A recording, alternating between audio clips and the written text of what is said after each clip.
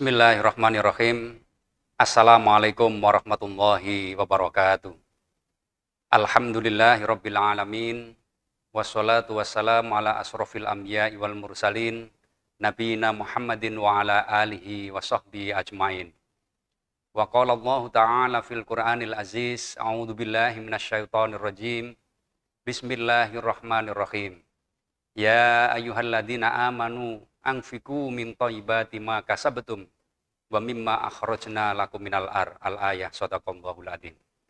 Kaum muslimin dan muslimat dimanapun Anda berada, puji dan syukur kehadirat Allah Subhanahu wa taala atas segala nikmat karunia yang diberikan oleh Allah, sehingga pada kesempatan ini kita masih diberikan kekuatan oleh Allah untuk berpuasa Ramadan di tahun 1442 Hijriah.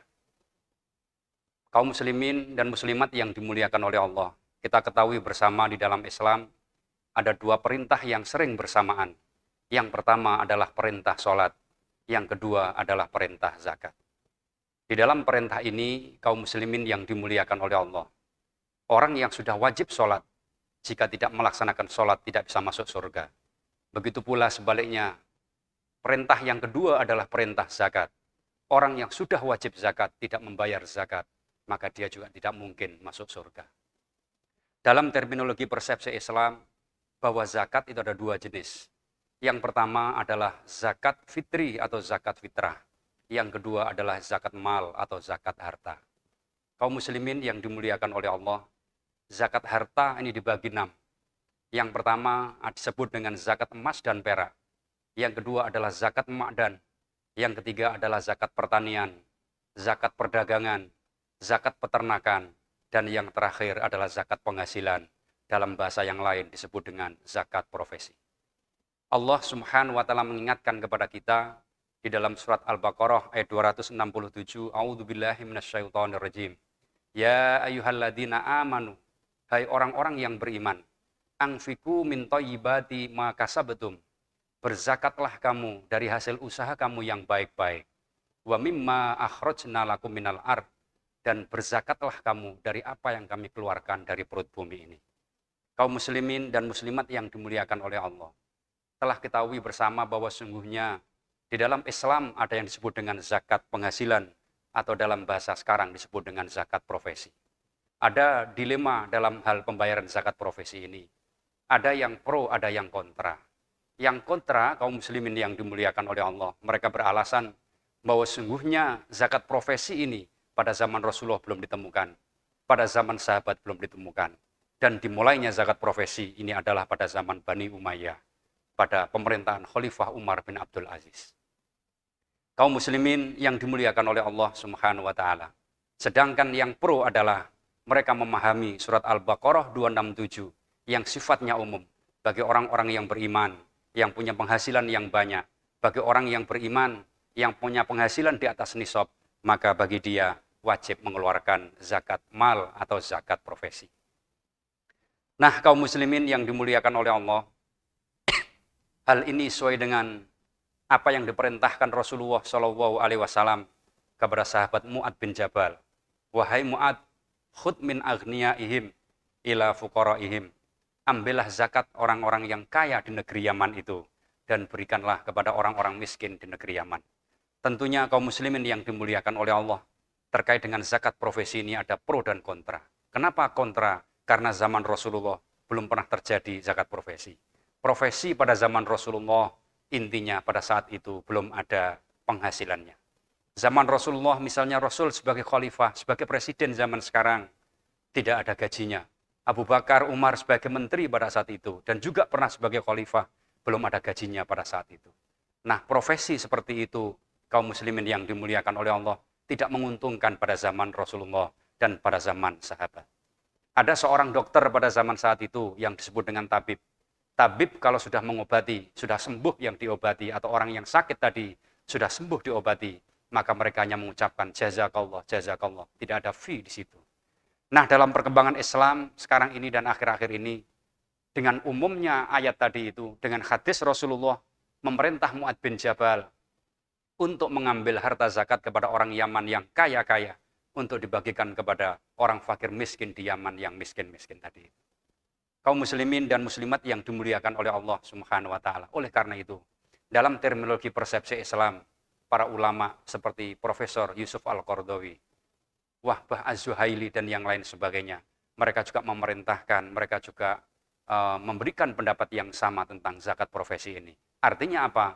Orang yang sudah punya penghasilan yang lebih dalam arti kategori sesuai dengan ketentuan syarak, yaitu 85 gram emas, maka orang itu sudah wajib membayar atau menunaikan zakat profesi. Saya kira cara menghitungnya gampang, kaum muslimin yang dimuliakan oleh Allah. Yang pertama adalah ketika penghasilan dia dalam 1 tahun melebihi harga emas 85 gram emas, maka dia sudah wajib mengeluarkan zakat profesi. Contoh misalnya, 85 gram emas, kalau kita hitung harga emas sekarang yang standar, harganya 600.000 per gram misalnya, maka jumlahnya adalah 51 juta. Orang yang penghasilannya di atas 51 juta per tahun, maka dia sudah wajib membayar zakat. Kalau dibagi 12, kurang lebih sekitar 4.250.000 rupiah. Artinya apa? Orang yang punya penghasilan, yang penghasilannya di atas 4.250.000 ke atas, berarti dia sudah wajib membayar zakat. Kaum muslimin yang dimuliakan oleh Allah, salah satu contoh misalnya, ada seorang yang punya penghasilan 5 juta misalnya, maka dia harus mengeluarkan zakatnya, bisa dibayar 1 tahun dikalikan 12, atau mungkin bisa dibayar atau ditakjil pada saat dia menerima hasil tadi itu. Atau istilah zakat pertanian adalah yauma hasodi, pada saat dia menerima hasil atau gaji atau penghasilan tadi. Kaum muslimin dan muslimat yang dimuliakan oleh Allah Subhanahu wa taala. Berapa yang harus diberikan? Hanya cuman 2,5% dari harta yang ia peroleh. Oleh karena itu, kaum muslimin yang dimuliakan oleh Allah, saya kira sudah layak orang muslim untuk membayar zakat. Coba kita bandingkan saudara kita, petani, yang begitu luar biasa pekerjaannya, mereka sudah kena bayar zakat. Sementara kita umat Islam yang kaya-kaya tidak wajib membayar zakat. Sungguh sangat ironis sekali. Kaum muslimin dan muslimat yang dimuliakan oleh Allah. Yang terakhir adalah cara menunaikan zakat profesi. Ada 3 cara. Yang pertama, zakat profesi itu dibayar pada saat mereka menerima gaji bruto, artinya gaji kotor. Contoh misalnya, ketika dalam 1 bulan penghasilannya 8 juta per bulan, maka dikeluarkan saat itu juga sebelum dikurangi apapun, yaitu 8 juta kali 2,5%, kurang lebih sekitar 200.000 rupiah setiap bulan. Ini bisa dibayar 1 bulan sekali, saat itu juga pada saat menerima penghasilan, atau bisa dibayar haul atau dalam waktu 1 tahun. Yang kedua, kaum muslimin yang dimuliakan oleh Allah, cara membayar zakat profesi yang kedua adalah bisa dikurangkan biaya operasional. Contoh, kita bekerja dalam 1 bulan penghasilannya adalah 8 juta. Pekerjaan kita tempatnya di Surabaya. Dari Surabaya Sidoarjo kita perlu operasional BBM dan lain sebagainya kurang lebih sekitar 2 juta dalam 1 bulan. Maka zakatnya adalah 8 juta dikurangi 2 juta operasional tinggal 6 juta. 6 juta kali 2,5%, kurang lebih sekitar 150.000 rupiah. Jadi zakatnya kurang lebih sekitar 150.000 rupiah per bulan.